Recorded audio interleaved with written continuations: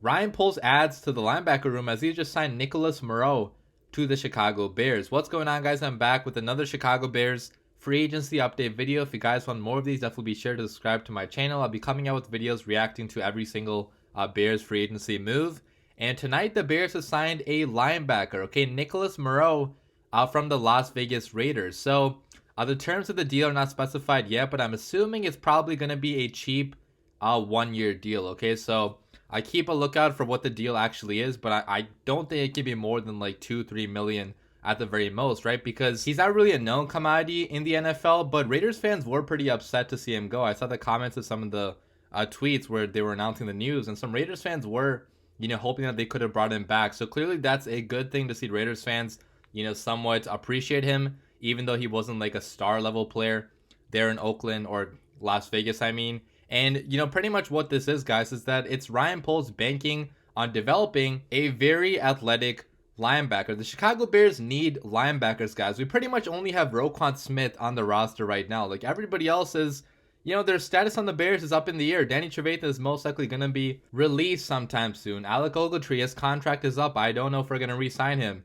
Joel Iyiegbuniwe, his contract was up also. I don't think we're going to re-sign him. So we need a lot more linebackers on this defense, right? Because in the 4-3 defense, you need the Mike, Sam, and Will, right? And right now we only have Roquan Smith probably, playing the Will position. So, this guy, Nicholas Morrow, hopefully could play, the Mike or the Sam for us if he has, a great training camp. If he does well in the offseason, then maybe he could be a starter for us, right? Because he actually had some flashes of good play with the Las Vegas Raiders. Now, he did miss the entire 2021 season due to an ankle injury, right? So that's kind of why he's coming most likely on a cheap deal to us. But there is some risk there, okay? He hasn't played football in a while, so again, that's why he's most likely coming on a cheap contract. It's basically a prove-it deal and pretty much giving him an opportunity to earn his next deal in the NFL, which I honestly love, guys, okay? It's obviously not a flashy move, not a spectacular move, but we needed more linebackers, and this guy, Nicholas Morrow, he is very athletic, okay? He fits exactly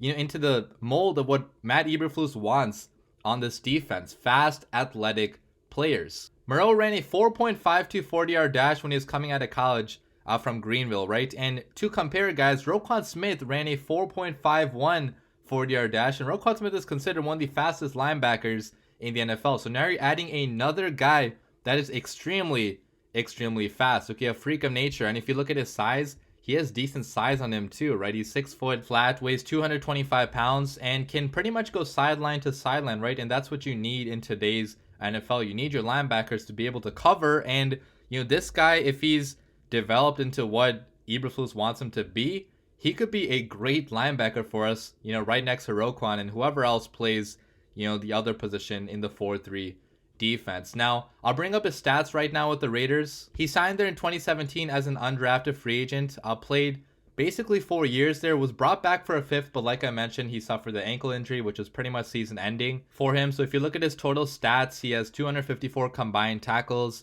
20 tackles for loss, 15 quarterback hits, 4 sacks, 1 fumble recovery, 20 passes defended, 2 forced fumbles, and 2 interceptions as well. So he was able to get his hands on the ball a couple times. And you guys can see that he didn't really start many games until 2020. Before that, he had 5 starts in 2017, 5 in 2018, 8 in 2019, then 11 in 2020. He had a pretty decent 2020 season, which is why the Raiders brought him back, on a tender deal for like $3 million. But unfortunately, he got injured and missed the entire season. So based on the stats, guys, you can see he did make, a handful of splash plays during the opportunities that he was given. Okay, if you look at 2020, he had like 6 quarterback hits, decent amount of tackles, a lot of tackles for loss as well. So yes, I think this guy might have a chance to start for the Chicago Bears. It's going to be a cheap deal, most likely. Not that much risk involved. If he doesn't work out, we can get rid of him the following year. But